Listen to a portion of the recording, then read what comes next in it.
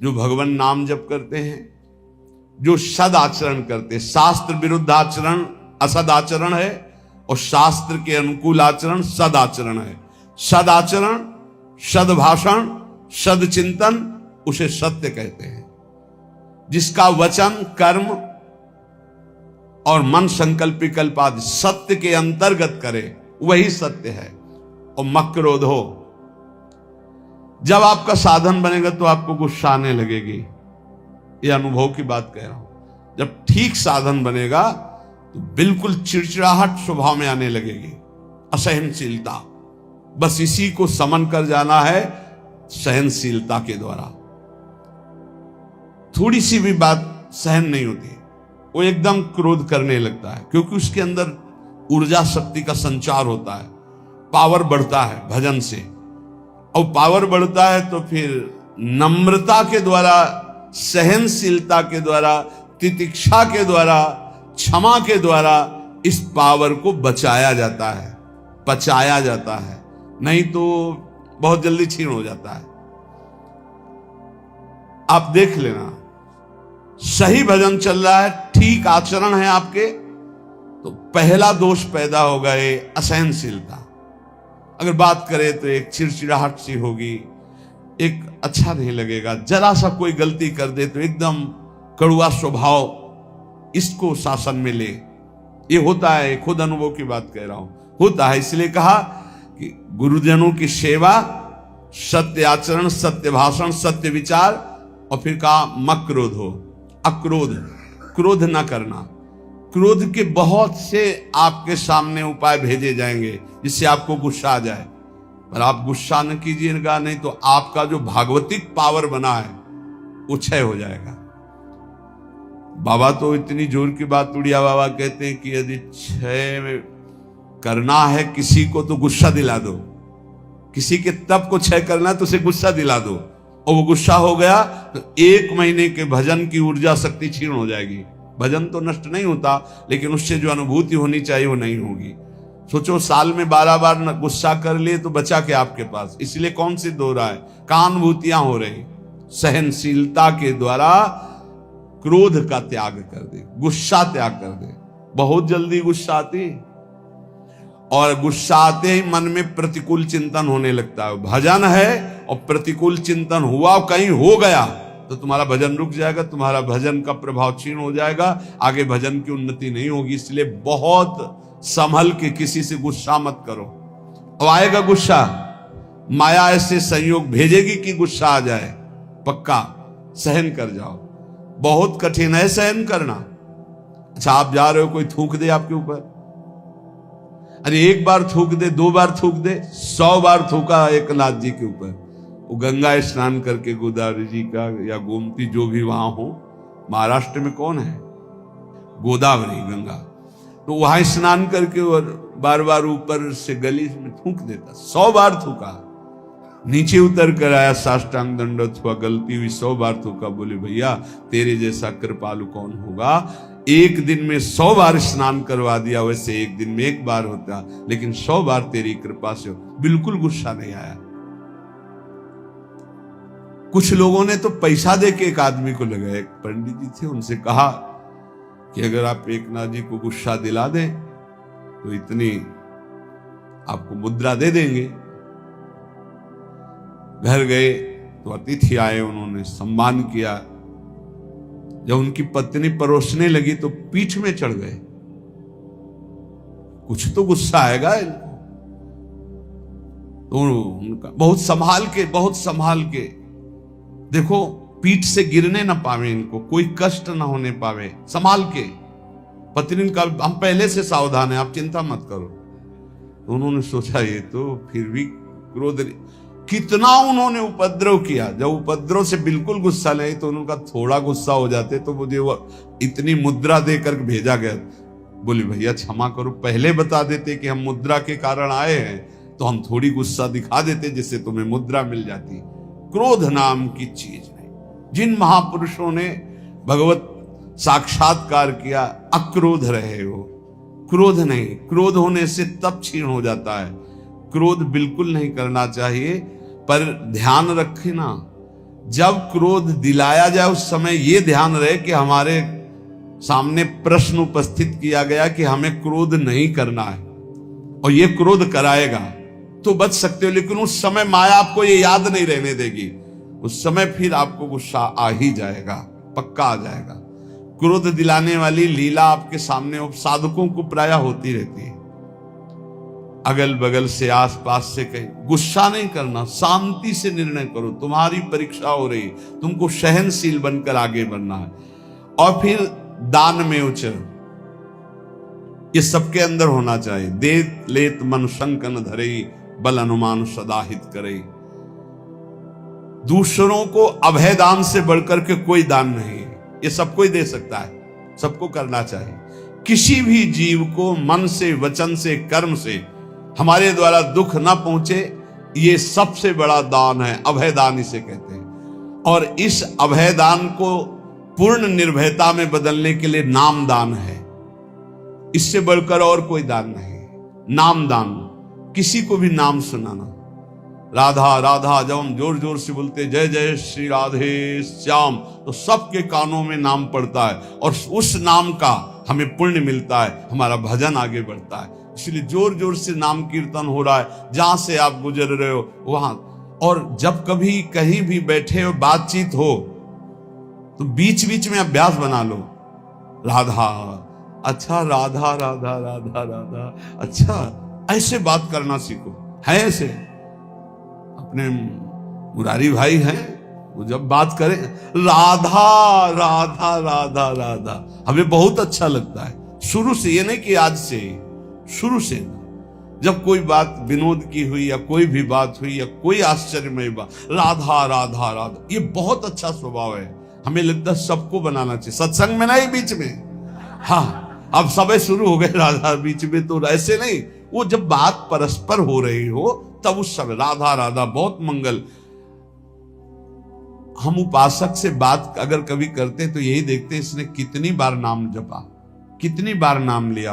प्रारंभ में नाम बोला, एक बार तो नाम आना चाहिए। हनुमान जी विभीषण जी को सौभाग्य क्यों प्रदान कर रहे हैं?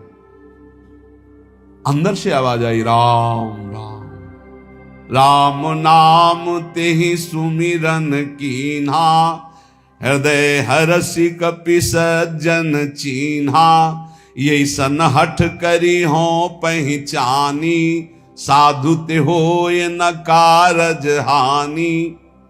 ये साधु है। अभ्यास बनाओ, नाम उच्चारण, बात शुरू करने के पहले नाम उच्चारण बहुत मंगलमयी बात है। दूसरों को नाम सुना दिया, इससे बड़ा कोई दान नहीं। ये चार बातें जिसके जीवन में है वो अपने भजन को बढ़ाएगा, भजन को बचाएगा और भजन को पचा लेगा। गुरु आज्ञा में रहना, सत्य क्रिया, सत्य विचार, सत्य भाषण और क्रोध ना करना, और दूसरों को अभय दान देना, भगवान नाम सुनाना। ये चार बातें बहुत जोर की, जिसमें जीव का परम कल्याण हो जाता है। वेद का सार है सत्य, सत्य का सार है जितेंद्रियता, और जितेंद्रियता का सार है त्याग, वैराग्य, उपरति। त्याग, भोगों की इच्छा पर भोगूंगा नहीं क्योंकि भगवत प्राप्ति करनी है। वैराग्य, भोगने की इच्छा ही नहीं रही। उपरति, भोग ही है, ऐसी वृत्ति खत्म हो गई। ये है संपूर्ण वेदों का सार। जो न्याय युक्त कार्य हो, जिसको महापुरुषों ने किया है, जिसका विधान किया, वही कार्य किया जाए, मनमानी कोई कार्य ना किया जाए। यदि मनमानी कार्य किया गया तो उससे लाभ नहीं होगा। आजकल बहुत मनमानी हो रही, बहुत मनमानी। कोई किसी का, ना तो निगमागम शासन स्वीकार किया जा रहा है, वेद का शासन, और ना वेदज्ञ महापुरुषों का शासन स्वीकार किया जा रहा है। सब मनमानी करने में स्वतंत्र हैं। गुरु बस इस बात का कि तुम मंत्र हमें दो, हम 50 को और देते हैं, बस इस बात के लिए गुरु मंत्र दिया, उसका साक्षात्कार किया, इसके लिए नहीं। इसके लिए तो गुरु की अधीनता स्वीकार करनी पड़ेगी। कह रहे कि यत् करोत्यशुभम कर्म शुभम वा यदि सत्तम, अवश्यम तत्समाप्नोति पुरुषो नात्र संशयः, होश में तुम जो कर्म करोगे शुभ या अशुभ तुम्हें भोगना पड़ेगा, कोई मिटा दे ऐसा समर्थ नहीं है। देख लो भाई, कोई मिटा दे ऐसा समर्थ नहीं, वो केवल वही मिटा सकते हैं जिन्होंने पूरी सृष्टि की रचना की, श्री भगवान, दूसरे की सामर्थ्य नहीं। इसलिए हमें विश्वास नहीं है। ये इसलिए बता रहे, करे यत् करोत्यशुभम कर्म शुभम वा यदि सत्तमम अवश्यम तत्समाप्नोति पुरुषो नात्र संशया। अवश्य भोगना पड़ेगा जो कर्म किए। इसीलिए हम कह रहे हैं किसी पर ये मत सोचो कि तुम्हारे कर्म को कोई नष्ट कर देगा, कोई नहीं, कोई नहीं। भगवान के पिता दशरथ जी का ये कर्म श्रवण कुमार का धोखे में बद हो जाना क्या नहीं मिटा सकते थे? उनके पिता ने शाप दिया, जैसे मैं पुत्र वियोग से मर रहा हूं ऐसे तू तड़प करके मरेगा। वैसा ही पूज्य महाराज दशरथ जी हा राम कह करके प्राण त्यागी। इसलिए बहुत होश में अगर गलत कर्म करोगे तो उसको भोगना पड़ेगा। और ये भ्रम छोड़ दो कि कोई तुम्हारे दान पुण्य सेव संतरा देने करके तुम कोई जंतुर अंतुर बंधवा कर अपने पाप कर्म को मिटा दोगे। मुझे समझ में नहीं आता, क्योंकि हमारा शास्त्र ऐसा नहीं कहता। बड़े बड़े महापुरुषों को भोगना पड़ा है, और उनकी तो बात क्या, जो ईश्वर कोटि के है, फिर साधारण को ऐसे मिटा सकते हैं। यत् करोत्यशुभम कर्म शुभम वा यदि सत्तमो। भाई ध्यान करो, कोई भूल करके पाप मत करो, नहीं तो उसे भोगना पड़ेगा, अवश्य अवश्य भोगना पड़ेगा। कोई नहीं मिटा सकता, संसार में कोई नहीं मिटा सकता। इसलिए सताम धर्मेण वर्तेत क्रियाम शिष्टवदाचरेत असंक्लेशेन लोकस्य वृत्तिम लिप्सेत वै द्विज। जो सत्पुरुषों ने आचरण किए हैं, जो सत्पुरुषों ने आचरण का विधान किया है, उसके अनुसार जो आचरण करता है वो धर्म है, और धर्म करने वाला कभी दुखी नहीं होता। तो आप कहोगे धर्मराज युधिष्ठिर को 12 वर्ष का वनवास, 1 वर्ष का अज्ञातवास मिला, धर्म करना क्या? वो तो धर्मराज है। तो जुआ खेलना अधर्म है, उपहास करना किसी का अधर्म है, किसी को नीचा दिखाना अधर्म है, अधर्मियों की सभा में बैठना अधर्म है। कई तरह की बातों का अधर्म होता है। जान रहे हैं कि महाराज धृतराष्ट्र इस समय अधर्म से युक्त हैं, तो उनकी आज्ञा का पालन नहीं करना चाहिए। जान रहे हैं कि छल कपट अधर्मी शकुनी है, पासा वो चल रहा है, जीत उनकी हो रही, खुला अधर्म, खुला अधर्म का खेल हो रहा, कैसे स्वीकार कर लिया? और द्वित कीड़ा अधर्म है। मदिरा पीना, व्यभिचार करना, मांस खाना, द्वित कीड़ा करना, ये सब एक लाइन में रखा गया है। इसीलिए महाराज को 12 वर्ष का वनवास, 1 वर्ष का अज्ञातवास भोगना पड़ा। सत्पुरुषों द्वारा पालित धर्म के अनुसार बर्ताव करे। जो संत पुरुष आचरण करने का विधान करते हैं, शास्त्र विधान करता है, वैसे ही कभी दुख नहीं मिलेगा। ध्यान रखना, अधर्म करने पर ही दुख का परिणाम भोगना पड़ता है। ये जो हमारे नाना प्रकार के शारीरिक मानसिक क्लेश हैं, ये हमारे पाप कर्म का परिणाम है। भली भांति कोई भी कर्म करने के पहले विचार करो, तो अंदर से सबके भगवान सदगुरु रूप में बैठकर उत्तर देते हैं कि तुम गलत करने जा रहे हो, मत करना। दूसरे लोगों के किए हुए कर्म को देखकर मत करो। बहुत लोग ऐसा करते हैं। अब तो सब नरक जाएंगे, तुम भी जाओगे क्या? तुम सत्संगी हो, तुम्हारा विवेक जागृत होना चाहिए। सब अगर 1000 लोग हैं, 1000 गलत कर रहे हैं, तो एक सही चलो तुम अपने मार्ग पे, 1000 का अनुसरण नहीं करना। जीवन निर्वाह के लिए ऐसी वृत्ति अपनाओ जो धर्म पूर्वक हो, तो तुम सुखी रहोगे, तुम्हारा परिवार सुखी रहेगा। सब तरह से सावधान रहो कि तुम्हारे घर में अधर्म का 1 रुपया ना आने पावे। सावधान रहो। जैसे कुछ लोगों की मान्यता है कि संत जन अधर्म पचा सकते हैं। भीष्म पितामह जैसा महात्मा कोई होगा द्वादश वैष्णवाचार्यों में है भीष्म जी, और अखंड बाल ब्रह्मचारी, और अखंड चिंतन करने वाले भगवान का।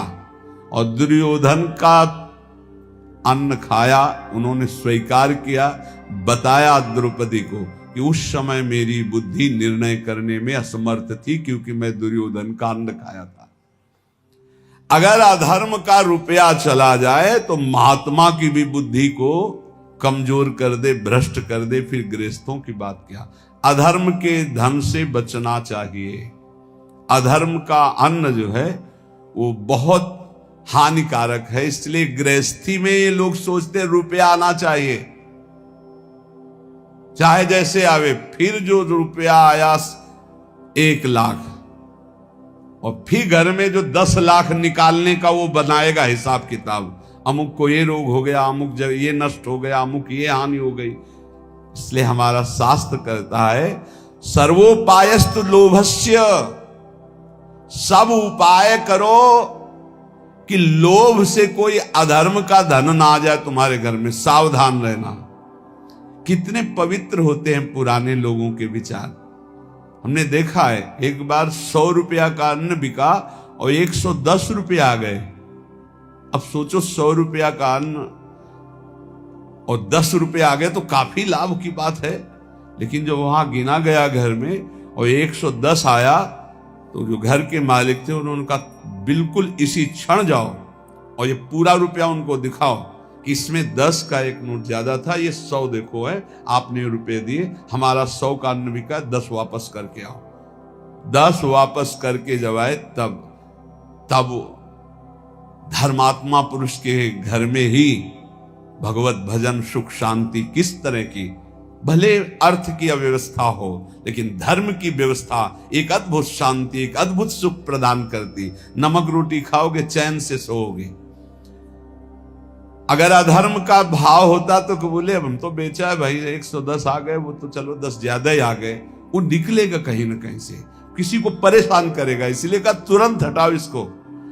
ये बात सत्संग में बैठा लीजिए, गृहस्थी में जो आप जन है या जो भगवत मार्ग में भी है, अधर्म का धन किसी को भी चैन शांति नहीं लेने देगा, तत्कालिक लगेगा।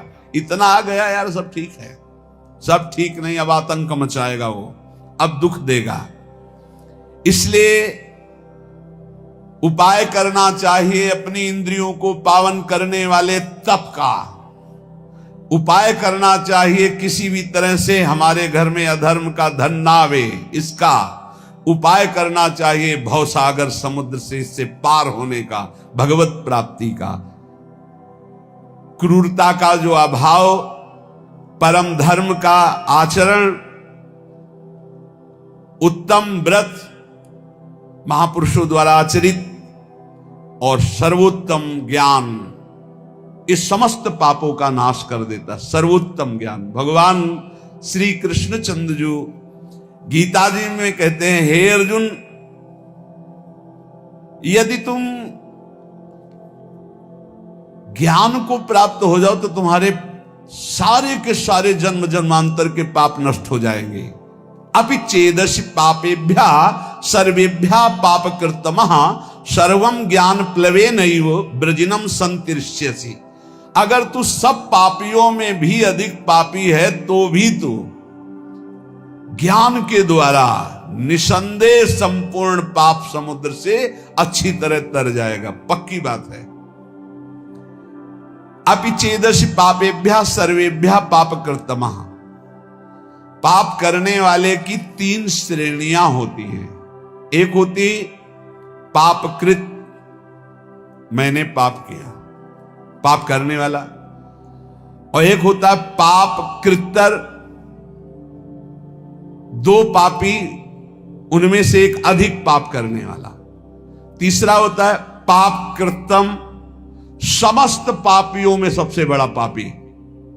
भगवान कह रहे पाप कृतमः, यदि तू सबसे बड़ा पापी है और तू ज्ञान प्राप्त कर ले तो तू सारे पाप से मुक्त हो जाएगा। भगवान का एक कथन सबको आश्वासन देता है। जो प्रश्न करता बोलते मैं बड़ा पापी हूं, क्या मेरा भी उद्धार हो जाएगा। तो भगवान यहां कह रहे अपि चेदसि पापेभ्यः सर्वेभ्यः पापकृतमः। पापकृतमः माने सबसे बड़ा पापी। यदि तू सब पापियों में भी सबसे बड़ा पापी है तो तू भी ज्ञान के द्वारा निष्पाप हो जाएगा। पापों का त्याग करने में और भी साधन बताए गए हैं, लेकिन पूर्ण रूप से सबसे ज्यादा पाप करने वाला भी पावन हो जाए वो ज्ञान है, चाहे जितना बड़ा पापी हो।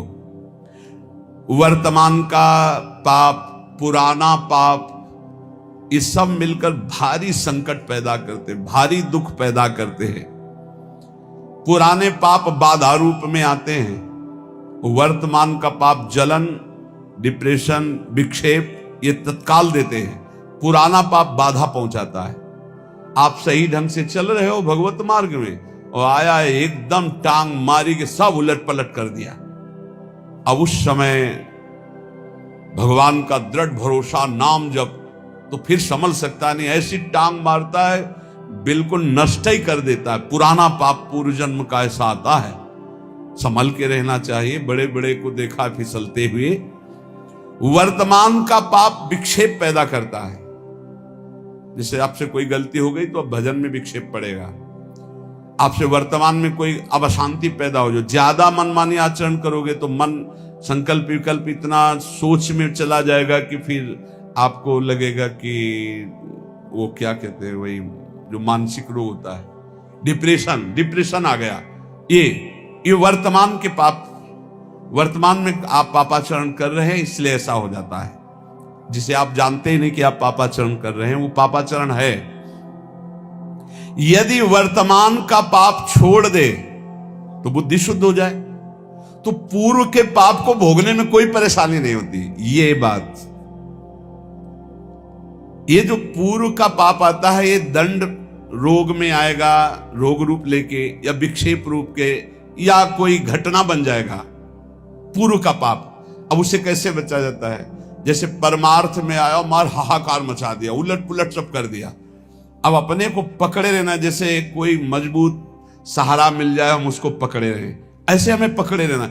कुछ भी हो, चाहे मार डाले जाए, श्री जी को नहीं छोड़ेंगे, गुरु जी को नहीं छोड़ेंगे। कुछ भी हो जाए, कुछ भी हो जाए, आप पकड़े रहो, पकड़े रहो, पकड़े रहो। हवा ही निकल गई, सब खत्म, फिर ठीक।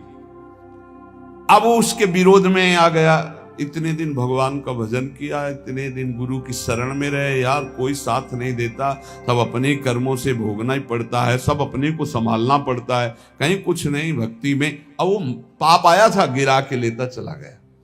पूर्व का पाप वर्तमान का यदि पाप नहीं है तो कुछ नहीं बिगाड़ पाएगा, और वर्तमान में यदि पाप है तो वो पहले ही बुद्धि को मलिन किए हुए पूर्व का पाप आके आपको नष्ट कर देगा। यदि इस बात को समझो कि 100 वर्ष से घना अंधेरा है और वहां एक दिया सलाई खींच दी गई तो अंधेरा नष्ट होगा ना, जितनी जगह में प्रकाश है। ऐसे ही ज्ञान जो है अनंत जन्मों के पापों को तत्काल नष्ट कर देता है। चेत भगवान कह रहे, ऐसा पापी जो सब पाप खूब किए हुए है, स्वयं परमात्मा में तो कभी लग नहीं सकता। पापी आदमी कभी नहीं लग सकता, परंतु लग ही नहीं सकता ऐसी बात नहीं है, स्वयं से नहीं लग सकता। पाप करने वाला स्वयं से भगवान में नहीं लगता। कैसे लगता है? किसी महापुरुष का संग हो जाए, कोई प्रवचन उपदेश अचानक अनिच्छा से सुन ले। जैसे एक दिन एक भाई आए थे, वो कह रहे थे मैं बताना चाहूंगा कि मैं घोर नास्तिक, कभी किसी शास्त्र, संत, भगवान कोई चर्चा नहीं।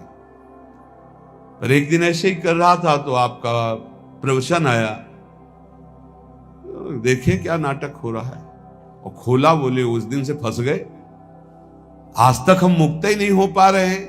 अब तो और कुछ देखना ही नहीं रह गया, अब तो बस इंतजार रहता है कब सत्संग पढ़े, कब एकांतिक पढ़े। बदल गया, जीवन बदल गया। क्या हुआ? भगवत शब्द कान में गए, जीवन का परिवर्तन कर दिया।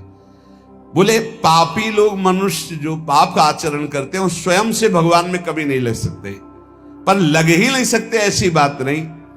किसी महापुरुष का संग हो जाए या कोई ऐसी विपरीत घटना परिस्थिति घट जाए कि उसका कोई साथ ना दे, और फिर उस समय कोई उसे भगवत मार्ग बताने वाला मिल जाए, या कोई ऐसा वातावरण उसको मिल जाए जिस वातावरण में भागवतिक, ऐसे अचानक किसी कार्य से वृंदावन आया, अच्छा सत्संग हो रहा है क्या, खड़े होके सुन लिया, तो उसका तत्काल परिवर्तन हो सकता है। अन्यथा पापवंत कर सहज स्वभाव, भजन मूर्ति भाव न काऊ। पापी पुरुष का भजन में या भगवत मार्ग में या सत्संग में ऐसी कोई रुचि नहीं होती। सर्वम ज्ञान प्लवे नैव व्रजिनम संतरिष्यसि। भगवान कह रहे हैं कि बहुत पाप किए हैं, लेकिन सदगुरु की शरण में बैठ गया और गुरु ने बताया कि देख, जितने कर्म होते हैं वो सब शरीर से होते हैं। शरीर से कर्म करने का जो वेग होता है वो अंतःकरण से होता है। अंतःकरण 3 गुणों से प्रभावित होता है, रजोगुण तमोगुण आदि। उन्हीं गुणों के प्रभाव से अंतःकरण में प्रेरणा संकल्प विकल्प बनते, अंतःकरण से प्रेरित होकर शरीर से पाप बनते हैं। तू तो दृष्टा मात्र है, तेरे से कोई कर्म नहीं हुआ, तू शुद्ध बुद्ध आत्मस्वरूप है, ना तू कभी बंधा था ना कभी। ओ बात उसके बैठ गई। मूला भावे कुतः शाखा, मूल से ही काट दिया कि तू करता ही नहीं है। जे ही गुरुजनों ने ऐसा उपदेश किया तो स्वतः सिद्ध ज्ञान स्वरूप जीवात्मा है, जो भगवान का अंश है वो ज्ञान स्वरूप है। जे ही उसको ये ज्ञान हुआ कि अरे मैं तो बड़ा भ्रम से फंसा हुआ था, अब तो शरीर से पाप होने नहीं देंगे और अंतःकरण में कोई पाप संकल्प बनने नहीं देंगे, क्योंकि अभी तक मैं समझ रहा था कि मैं ही करता हूं। अरे ये तो अंतःकरण गुणों से प्रभावित होकर गुणानुगुण वर्तन्ते मनुष्या पार्थ सर्वसा। अब नहीं, अब इस नौका में कोई छेद नहीं, ज्ञान रूपी नौका में बैठ गया। गुरु रूपी खवैया ने ऐसा डांड मारी कि भंवर से नैया पार हो गई। एक भी उसे पाप का फल नहीं भोगना पड़ेगा। ये ज्ञान का बहुत, मैं शुद्ध बुद्ध आत्मा स्वरूप हूं, ये जहां बोध हुआ, पर इसके लिए बस ये कि कोई घटना घटे उसके जीवन में, किसी संत की शरण में आ जाए या कोई सत्संग का ऐसा मिले जिसके आकर्षण होकर संत की शरण, बिना किसी महापुरुष के शरण में हुए ये ज्ञान तो हो ही नहीं सकता। और अगर ज्ञान हो जाए तो भगवान कह रहे हैं अपि चेदसि पापेभ्यः सर्वेभ्यः पापकृतमः सर्वं ज्ञान प्लवे नैव व्रजिनम संतरिष्यति।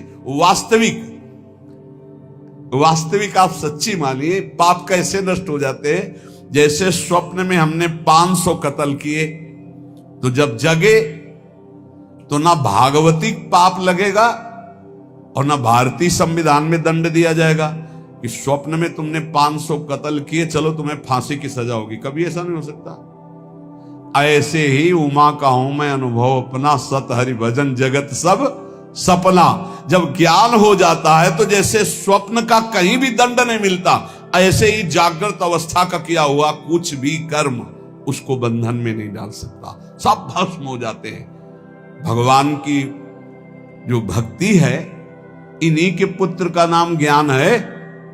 ज्ञान वैराग्य भक्ति के पुत्र है ना। शुद्ध ज्ञान होता है भगवान के चरणों से चित्त जोड़ने से, नाम जप करने से।